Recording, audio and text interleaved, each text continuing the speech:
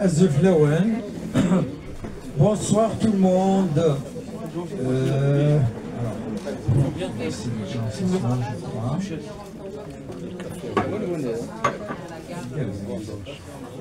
Bonsoir tout le monde. Merci d'être là pour ce nouveau café littéraire de l'impondérable.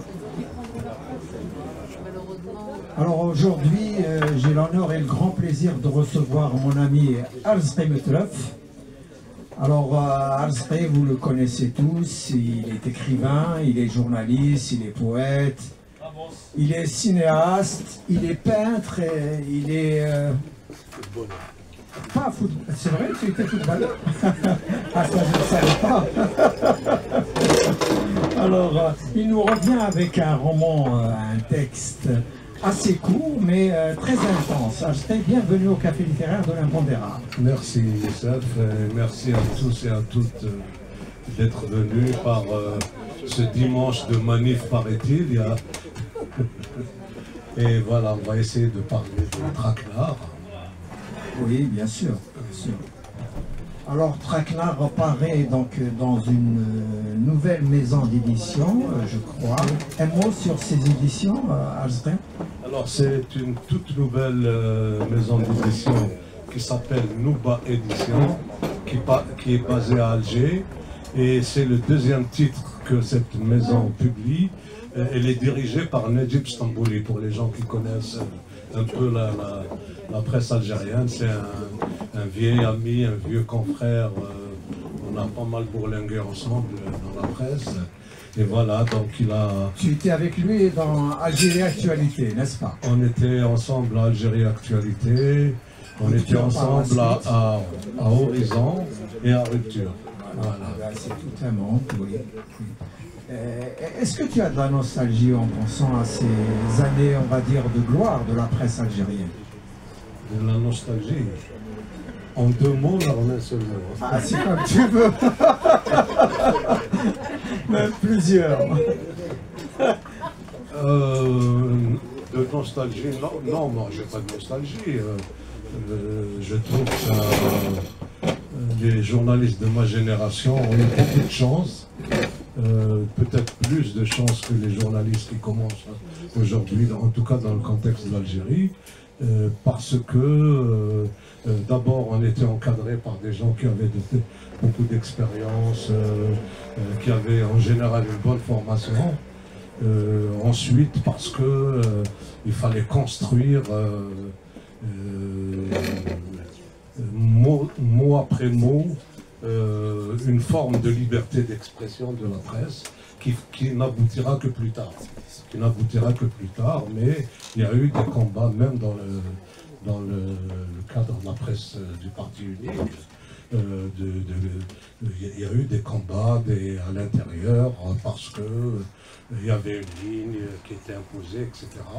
Mais il fallait apprendre à tricher avec ces lignes-là, et ça fait en général de très bons journalistes.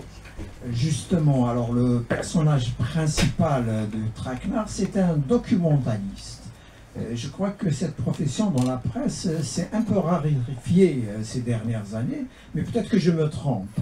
Alors c'est un documentaliste qui semble un peu perdu, ou bien qui semble un peu en attente ou peut-être même pas en attente, mais on ne comprend pas exactement son rythme de vie.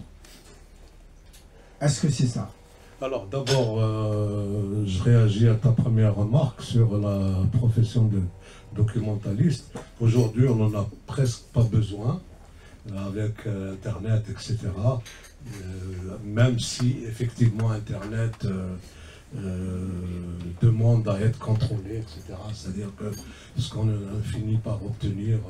Mais parfois, aujourd'hui, quand j'écris un article, j'ai besoin de documentation. J'ai en 5 minutes ce que j'obtenais du temps où je travaillais à Alger en plusieurs jours.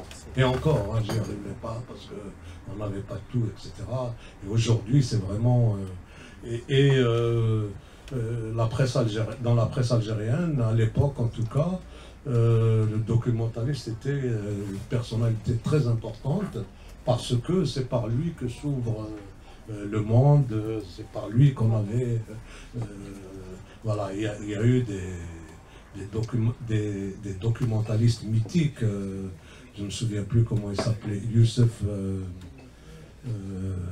j'ai oublié son nom, Del Moudjahid, qui était un vrai mythe, c'était un grand journaliste lui-même, mais il a préféré être documentaliste, parce que quand on est documentaliste, on partage son expérience avec les gens, etc. Donc c'est effectivement une profession où il faut de la culture, de la précision, des choses concrètes, etc. Et ça m'a inspiré parce que j'ai connu des documentalistes très importants qui ne paraissent pas évidemment dans les journaux, leur nom n'apparaît pas, mais sans eux on ne peut pas faire les journaux. Donc ils sont en général des personnalités assez... qui vivent dans leurs archives, dans leurs livres, qui ont une personnalité assez renfermée, parce qu'ils ont un univers dont ils partagent quelques miettes avec les autres.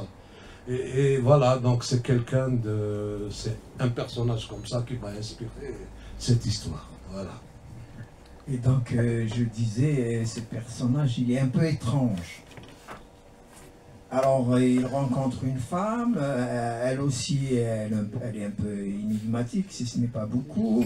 Elle lui donne rendez-vous, il sait que ce rendez-vous peut s'avérer louche, dangereux, mais il y va quand même.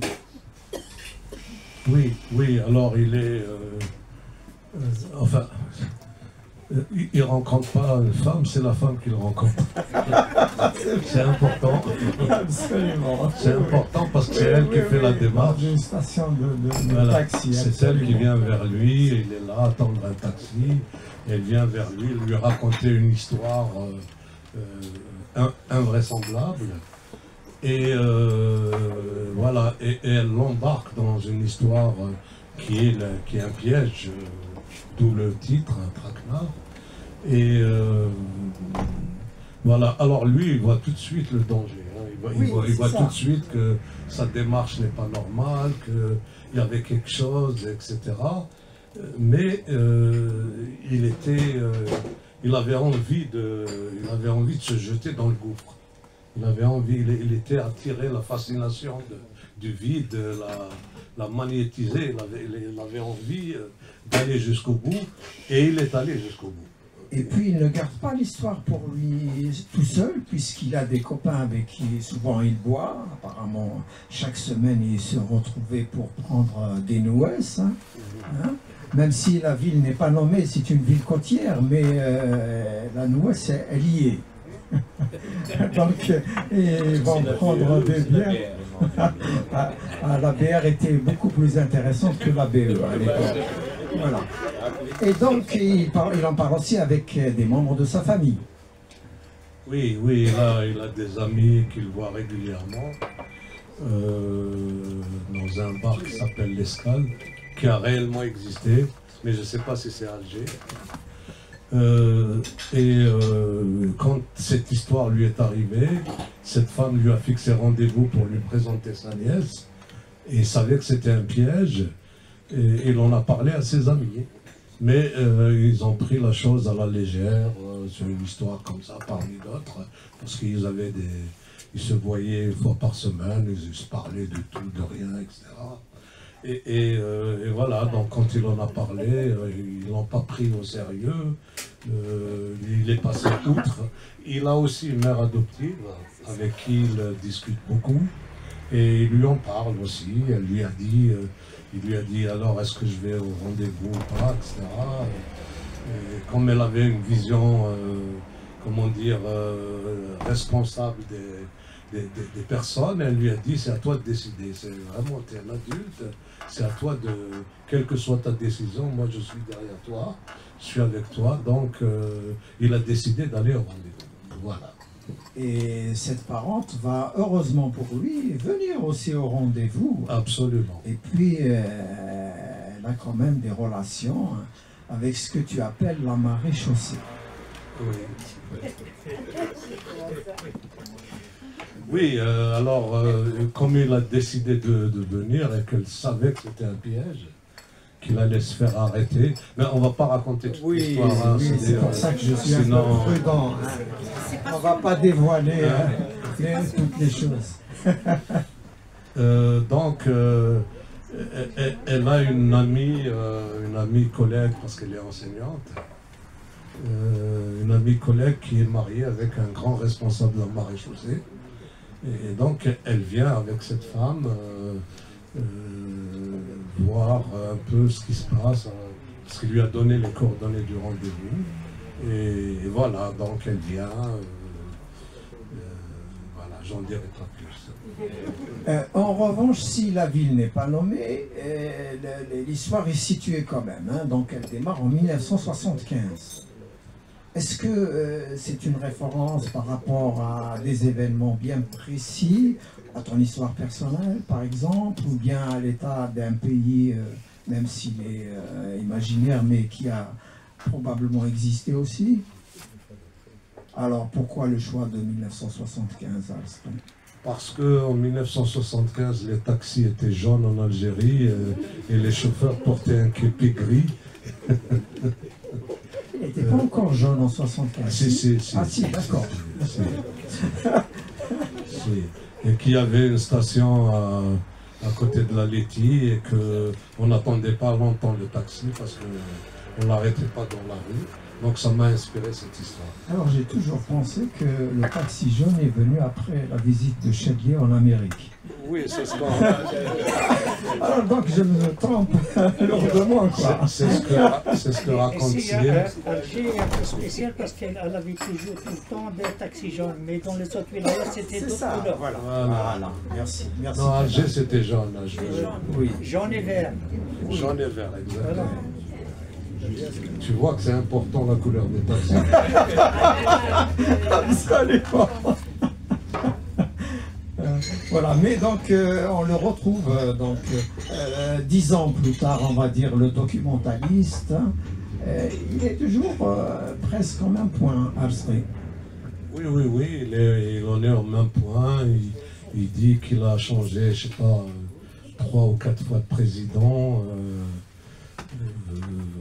Au moins 2 ou 3 fois de président, que la ligne du pays a changé, son journal a changé, mais lui il est toujours là, avec son histoire, avec un horizon bouché, personnel bouché, et qu'il n'avait pas envie de partir. Alors, au départ du roman, tu fais dire à quelques-uns des personnages, les amis, me semble-t-il, du documentaliste, que non, de toute façon, son journal, presque personne ne le lisait. Est-ce que c'est une référence à des réalités de cette époque-là, ou bien c'est juste un roman où on peut dire tout ce qu'on veut? Même les journaux qui ne sont pas lus ont des documentalistes. Ah ben oui, bien sûr. Donc ça m'intéressait de montrer quelqu'un de très sérieux dans son travail, qui fait vraiment réellement son travail très sérieusement, même s'il sait que son journal n'est pas lu. Voilà, il dit, moi je suis payé pour faire mon travail, je le fais, etc. Après, de toute façon, du moins en Algérie à l'époque, les journaux étaient très lus parce que il n'y en avait pas beaucoup, et puis il n'y avait pas de concurrence, il n'y avait pas de compétition, etc. Et voilà.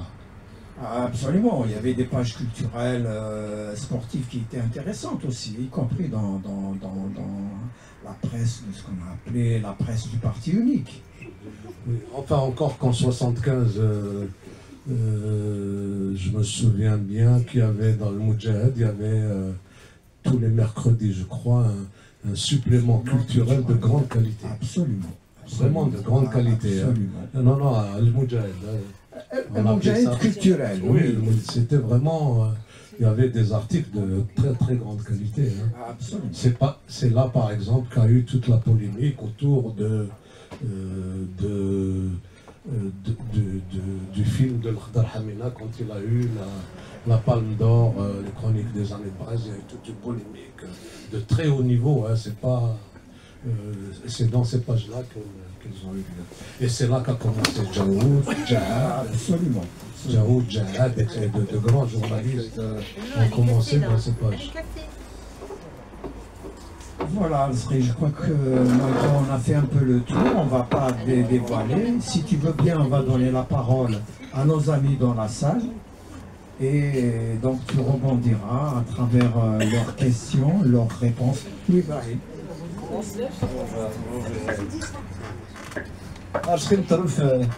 Bienvenue, مرحبا ici au conservatoire, j'allais dire au conservatoire. Merci. Parce que j'étais en ligne avec le conservatoire tout à l'heure. Voilà, lapsus, la musique. Mais alors, مرحبا ici au café littéraire.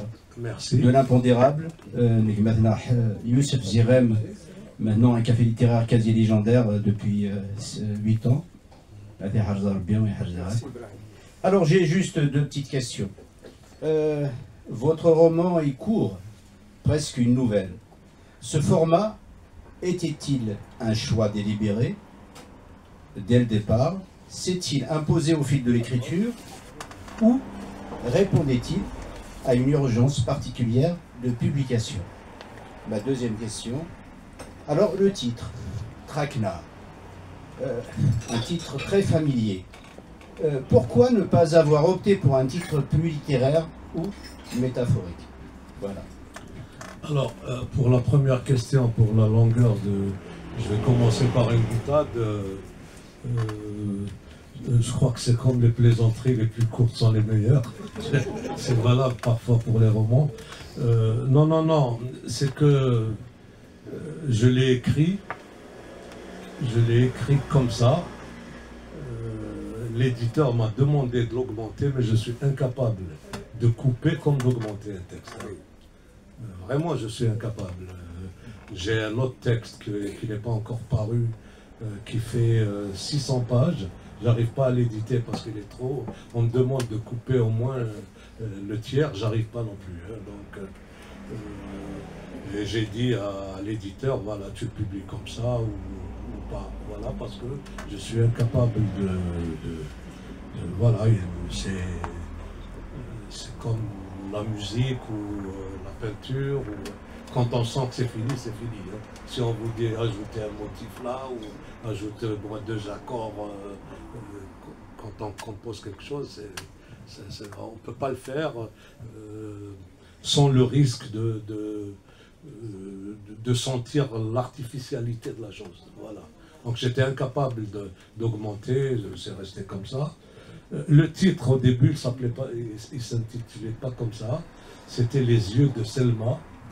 Ça s'appelait Les yeux de Selma. C'est l'éditeur qui m'a demandé de changer le titre parce que il m'a dit ça. Bon, pour moi, c'est plus un compliment qu'autre chose. Il m'a dit ça rappelle les yeux d'Elsa d'Aragon. Bon, pour moi, au contraire.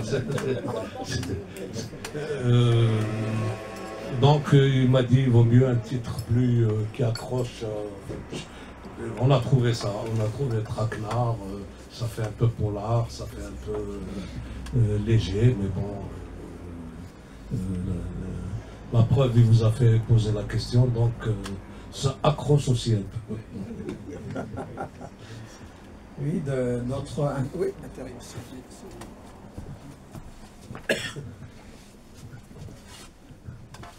Bonjour tout le monde. C'est plutôt un témoignage qu'un questionnement. C'est par rapport à votre ancien collègue Naguib Stambouli qui vous avait rendu hommage au début. Et à travers cette profession justement de documentaliste que je dirais moi-même, c'est la mémoire d'un journal. Donc lui déjà, il avait une fille qui était une grande sœur à moi et il l'a formée comme documentaliste. Tout à fait, oui. Et la deuxième question, donc, en parlant des taxis jaunes, quand on était un peu plus jeune que ça, il y avait des amis qui sont très très gentils. Ils accompagnent toutes les belles filles à la maison, ils reviennent. Et nous qui aimaient ces filles-là de loin ou de près, donc on était jaloux. C'est tout.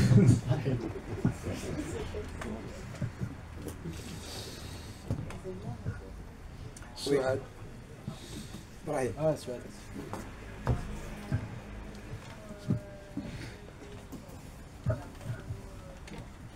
Bonsoir à toutes et tous. Merci pour cette première présentation. Alors, j'ai pas encore lu le livre à récit et je pense que ça risque d'être très intéressant d'être prise dans le traquenard.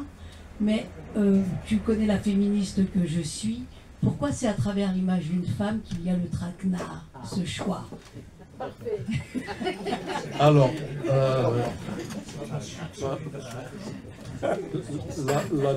là, tu me pièges vraiment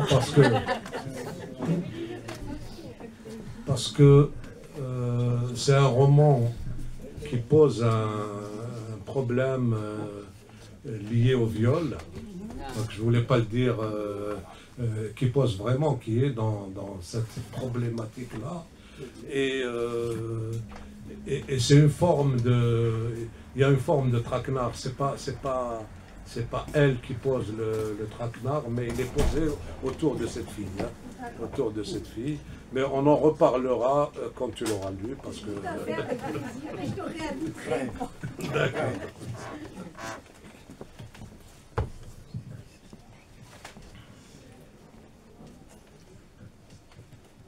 Ok. Pourquoi la page de garde, c'est une femme voilée?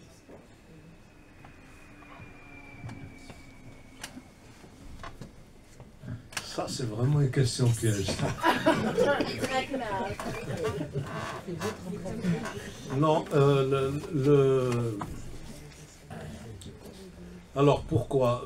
D'abord, tu sais, quand on fabrique un livre, surtout quand on est un jeune éditeur comme Najib, jeune dans le temps, hein, pas dans quand on commence comme ça dans l'édition, etc. Donc c'est pas évident de fabriquer, d'avoir les illustrations qu'on veut, etc. Donc on n'a pas trouvé vraiment et puis c'est une toute jeune boîte qui n'a pas de moyens, on peut même pas acheter les droits de photos, dessins, etc. Donc on a trouvé cette photo qu'a faite une amie et ce qui était intéressant d'abord esthétiquement, elle est assez parlante, et ensuite parce qu'il est aussi question de le traquenard, il est posé aussi par les traditions, certaines traditions, etc. Et on s'est dit peut-être que ça peut, au moins cet aspect tradition, il est rendu par la photo. Voilà. La photo est de notre amie Monique Perret qui est venue plusieurs fois au Café littéraire. Oui, d'autres. Je ne sais pas si. Je suis sûr que tu as une autre question. Pourquoi Oui, une autre question? Oui, bien sûr. Brahim. Oui. Madame a une autre question. Je vais te dire parce que.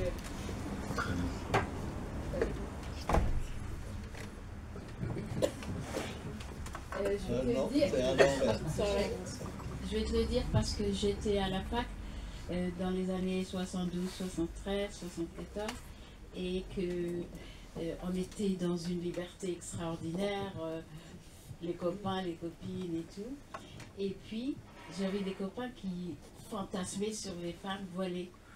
Et donc je me disais où se situe le fantasme dans ton roman. Et aussi mon autre question, c'est pendant que vous parliez tous les deux, j'avais l'impression d'une ambiance de Kafka. Ah bon? Voilà. Bon, évidemment, ta deuxième observation, je suis incapable de la commenter. Mais il n'y a pas de fantasme, c'est juste une illustration avec une femme qui est. Voilà. Voilà. Monsieur, allez-y. Salut Aziz. Moi j'ai lu ton livre, même s'il est effectivement court, mais j'ai trouvé qu'il était très intéressant, parce qu'il était captivant au départ. On est vraiment dans un suspense, on peut imaginer Kafka ou autre chose, peu importe. Mais ce qu'il y a par la suite, une fois que ça veut dire commencer un peu le déroulement, et bien là, on n'est plus dans ce suspense, dans cette attente, puisqu'on devine un petit peu ce qui va suivre. Ça, c'est-à-dire, voilà. Donc ça, il y avait une espèce de décalage entre les débuts du roman, c'est-à-dire qui est vraiment, comment dirais-je, intriguant, et on ne sait pas où ça va aboutir. Hein. Et ensuite, hop, on devine finalement la suite. Voilà. Donc moi, j'ai senti comme ça. La deuxième chose que le choix, je pense, il me semble, que le choix que tu as fait, c'est-à-dire le fait de cette femme et de ce viol, c'était pour moi, j'ai trouvé ça très intéressant, c'est un peu le déroulement de la société algérienne. C'était plus un roman, comme on dit Traquenard, c'était, je dirais, un regard public sur finalement la société, ses traditions, la manière de gérer finalement ce problème de viol, etc. Mais c'est pour ça que j'ai pu voir ici. Eh ben, tu as bien résumé, le but c'était pas de raconter seulement une histoire, c'était aussi d'interroger un certain nombre de conservatisme, de pesanteur sociale, etc. Pour ta première remarque sur la forme, j'ai pas voulu écrire un polar. C'est-à-dire garder le suspense jusqu'à la fin. Le but n'est pas là du tout. C'est une histoire qui ne devient littéraire, qui acquiert de la littéralité, parce qu'il y a toujours un moment quand on écrit où on se demande à partir de quel moment ça devient de la littérature. C'est pas un récit, mais c'est de la littérature, etc. Et là, dans ce roman, là je fais le critique, tu vois, je fais le critique de mon propre texte. Dans ce roman, la littéralité se situe dans le fait de ce traquenard qui sait qu'il a un piège mortel en face de lui et qu'il y va quand même. Donc il y a une introspection philosophique qui fait toute la littérature. Donc si tu veux l'aspect policier, suspense, etc., pour moi est secondaire. Hein. Pour moi est secondaire dans ce texte.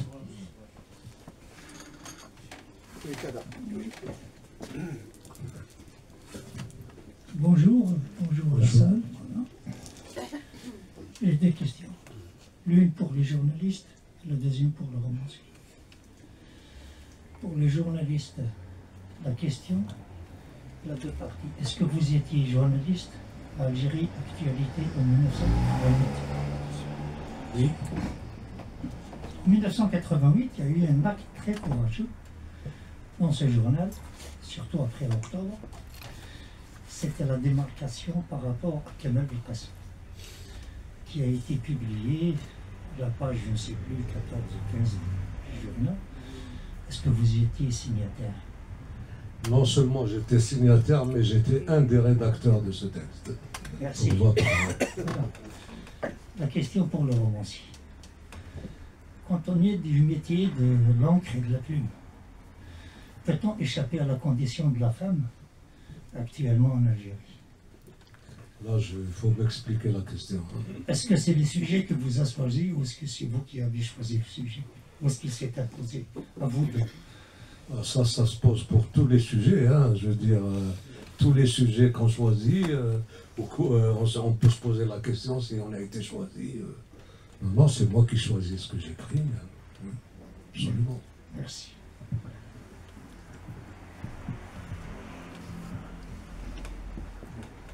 Oui, d'autres remarques, d'autres questions? Alors, sinon on va demander à Ben de prendre la parole. Il a des choses à dire, ça c'est sûr. Et même Bouja. Aussi. Même Mahidine. Ah, Mahidine aussi, bien sûr. C'est difficile quand on n'a pas lu le livre. Déjà, Mahidine vient de donner la réponse. Je n'ai pas lu le livre, bien qu'on en a parlé comme ça un petit peu, mais bon. Par contre, il y a un autre ami à nous qui l'a lu, qui m'a envoyé son appréciation. Il m'a dit qu'il a lu une seule traite et qu'il l'a trouvé formidable. Et c'est quelqu'un du métier qui sait de quoi il parle. Et il m'a fait beaucoup d'éloges sur l'écriture d'Aster. Bon, bien que ça, je le savais déjà, puisque j'ai lu d'autres choses d'Aster. Voilà. Je ne peux dire que du bien de tout ce que j'ai lu de lui. Donc il n'y a pas de raison qu'il quitte le terrain de belles choses. Voilà. Merci Ben. Je crois que j'ai saisi la question de monsieur du pourquoi de la situation des femmes. Et en fait, le sujet tel que posé, il traite des rapports entre hommes et femmes en Algérie quand même. Oui. Voilà. Si tu peux expliquer. Non, des relations, je veux dire. Dans les années 62, 73, 74, il y avait une ambiance de liberté extraordinaire. Oui, il y avait une ambiance de liberté à Alger, dans certains milieux, etc. Mais il y avait des je parle, à la fin. Il y avait des mariages forcés, il y avait des viols, il y avait tout ça. Hein, donc, c'est le sujet du roman. Hein, il ne se passe pas à la fac, il se passe dans la société. Vas-y, Brahim. Oui, juste une petite question. En quoi votre expérience de journaliste a-t-elle influencé votre manière d'écrire?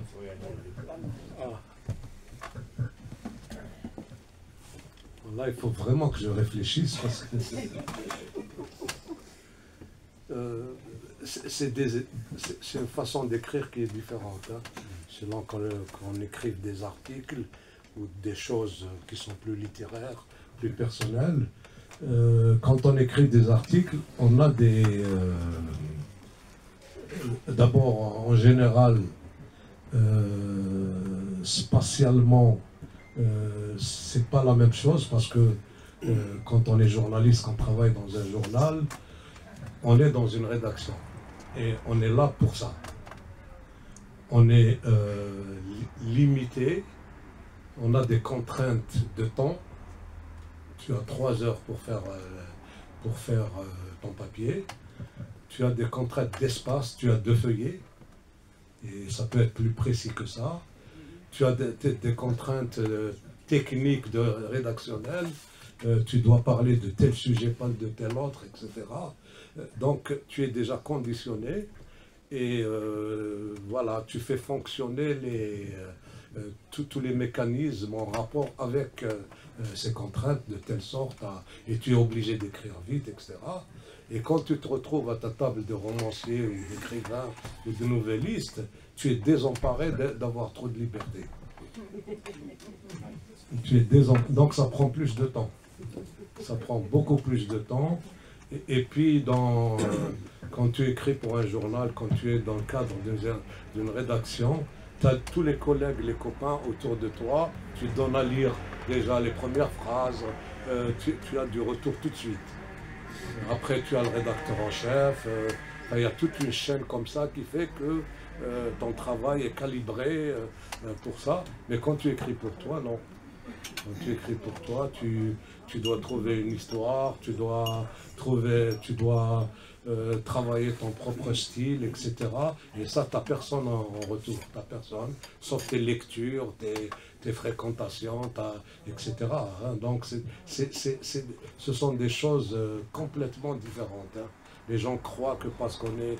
Alors, oui, effectivement, quand on écrit des romans et qu'on est journaliste, on a un atout. On a un atout, c'est celui de savoir comment utiliser les faits. Parce que le journalisme, c'est d'abord les faits. Hein. C'est pas l'écriture, c'est les faits. Tout le reste, c'est de l'emballage. Hein. Mais quand on raconte des histoires, c'est bon de savoir comment on agence les faits, etc. Et puis le journalisme aussi apprend quelque chose à l'écrivain, au romancier. Il apprend à ce qu'on écrive court.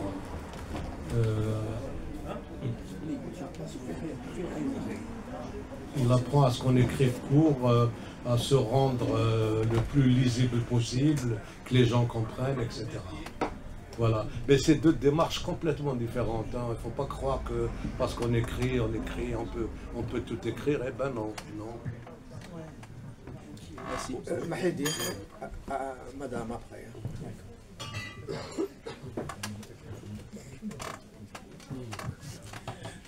Tout à l'heure, j'ai dit que je ne l'avais pas lu, effectivement. J'ai hésité à prendre la parole parce que Alstre est un ami de longue date. Et une fois, je lui ai demandé, concernant le livre que tu avais écrit sur les cousins d'Amérique, je t'avais dit à Ruski, ramène-moi un exemplaire. Tu m'avais dit pourquoi faire. Et j'ai trouvé ça génial parce que ça caractérise vraiment ta personnalité. Tu es quelqu'un de très modeste et pourtant tu es un des intellectuels les plus inspirants pour moi.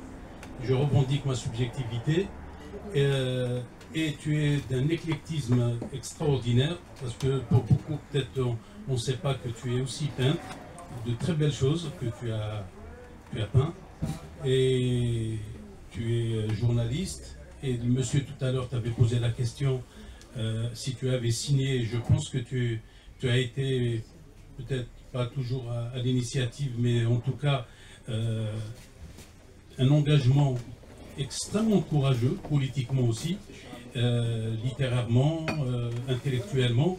Et je crois que des moments comme celui-ci, c'est aussi des opportunités pour te dire merci pour ton engagement, merci pour tout ce que tu as fait, parce que tu as fait beaucoup de choses. Tu n'en parles jamais, mais je crois que c'est bien aussi qu'on te le dise, non pas en cachette, mais en face. Et je crois que ce livre-là fait partie aussi de toute la panoplie de belles choses que tu as donné à voir, donné à lire et donné à entendre. Et pour cela, je te dis merci pour tout ce que tu as fait. Merci Mahedine de me donner l'occasion inédite d'assister de mon vivant à mon oraison finale.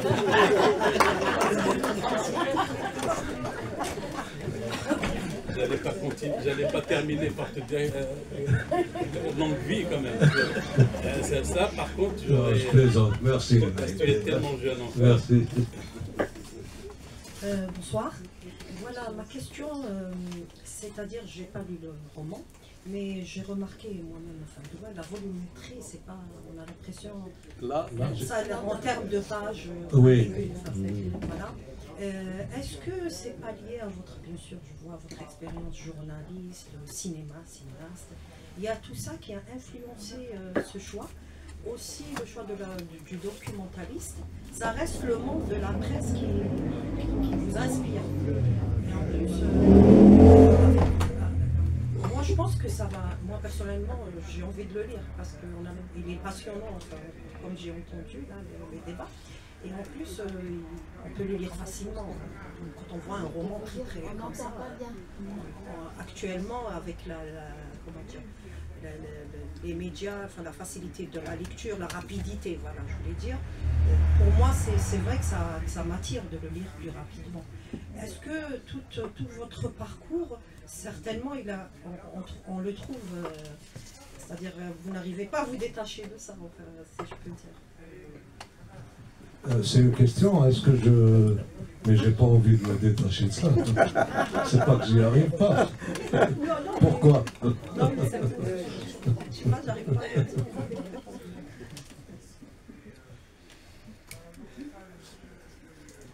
Autre question? Quand on va se quitter en bons amis. Non, non.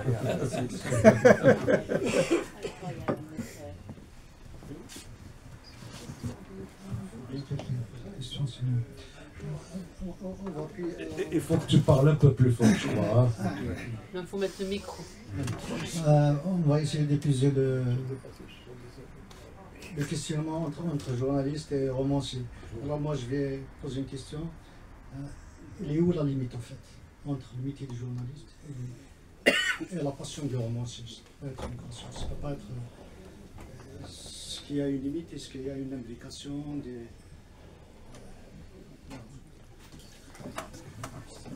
Franchement, je ne sais pas, mais ce que je sais, moi, il y a des écrivains qui m'ont inspiré, des romanciers qui m'inspirent, enfin qui me donnent envie de faire de la littérature, j'appelle ça comme ça, c'est une expression complètement... ce sont précisément des écrivains qui ont commencé par le journalisme. Et de grands écrivains comme Hemingway par exemple. Hemingway c'est d'abord un journaliste. Hein. Et Hemingway c'est le premier d'ailleurs à avoir théorisé les apports du journaliste au romancier. Il les a théorisés, hein. Il a réfléchi, écrit dessus, etc. Il y a Gabriel Garcia Marquez, il y en a d'autres, hein, il y en a d'autres. Jack London, il a été un peu journaliste, mais... Jules Vallès. Jules Vallès, oui. C'est un autre type de presse à l'époque. Oui, c'est la commune. Donc, le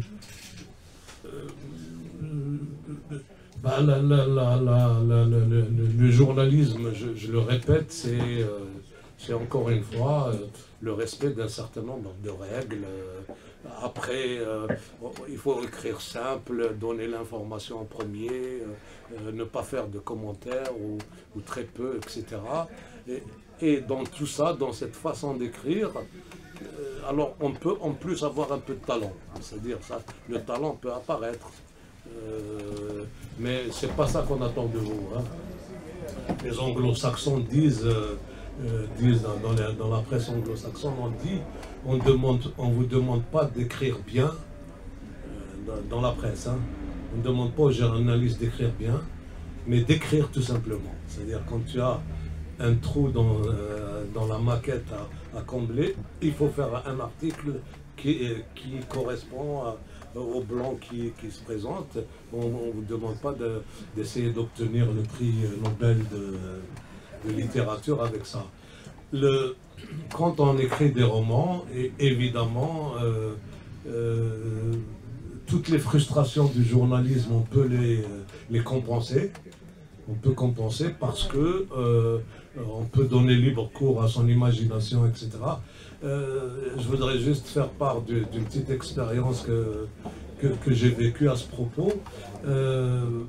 J'ai été associé au début à l'expérience de la dépêche de Kabylie, quand Hali était directeur général. Et un jour, je suis allé les voir à la rédaction et on discutait avec Hali. Et puis, il y avait un jeune journaliste qui est venu et on parlait avec Hali de quelque chose que tout journaliste qui a un minimum de formation doit connaître, qui s'appelle la loi de proximité. C'est un des fondements de... Et ce type ne savait pas ce que c'était. Et donc j'ai dit à Hali, écoute, si tu veux, on va faire un stage pour les journalistes de la dépêche, on va faire un stage de technique rédactionnelle de presse, parce que ça s'enseigne. Ça s'enseigne, et j'ai eu l'honneur d'enseigner ça dans une école de communication à Paris. Donc j'avais tout l'appareillage pédagogique pour ça. Et donc on a fait un stage.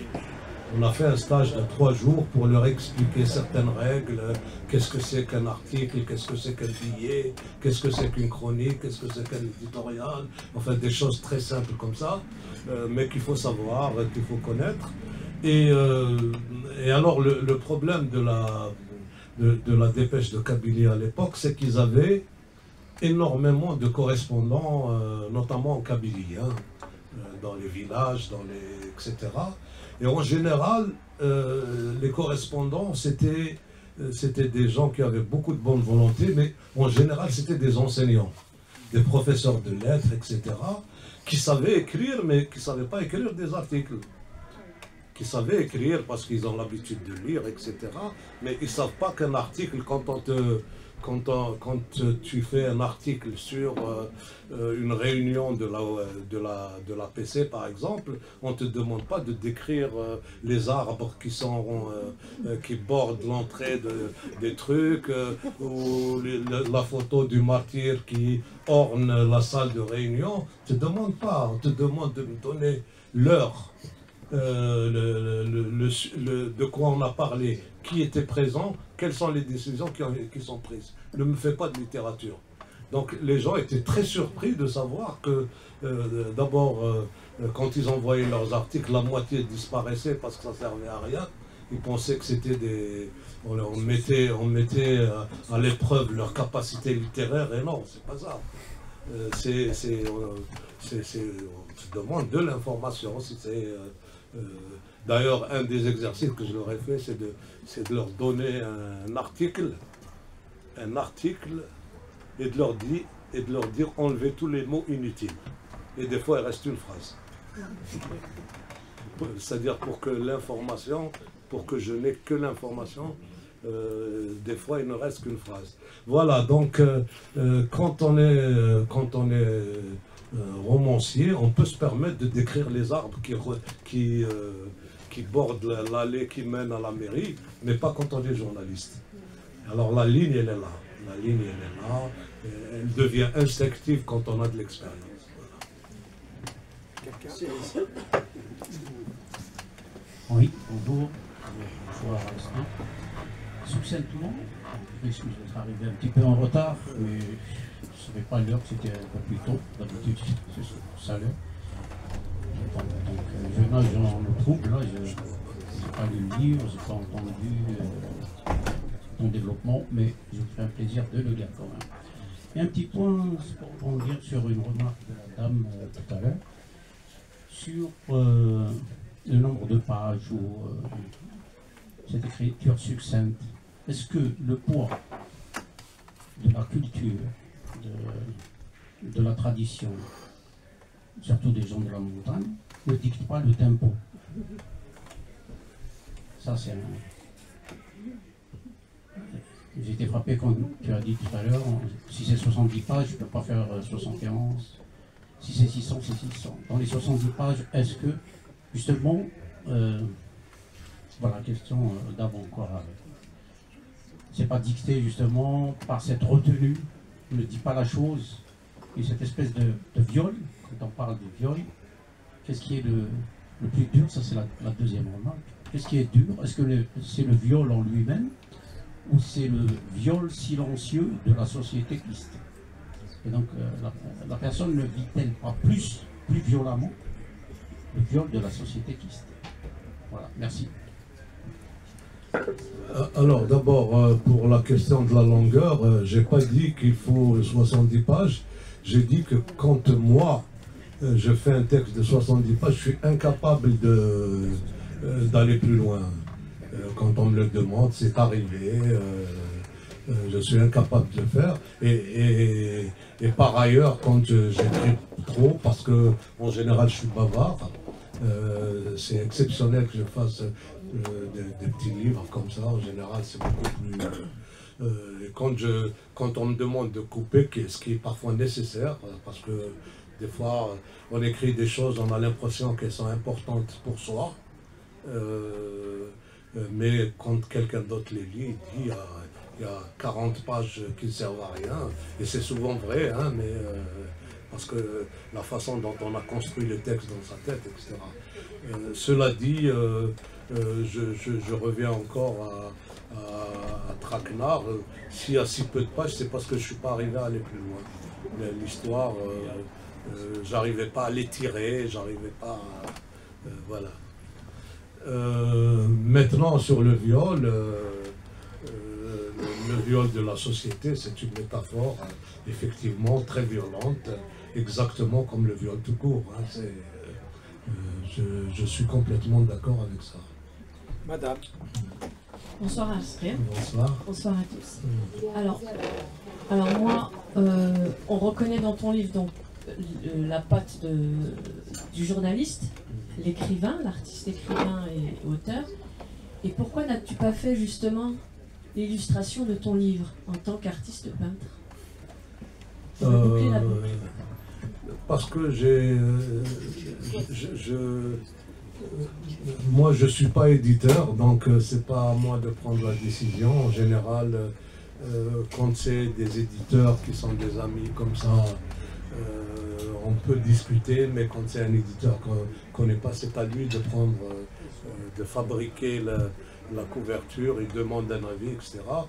Mais moi, quand on me demande mon avis, en général, j'aime bien ce que j'appelle des couvertures amicales, c'est-à-dire qu'il y ait un ami ou une amie qui me donne une toile.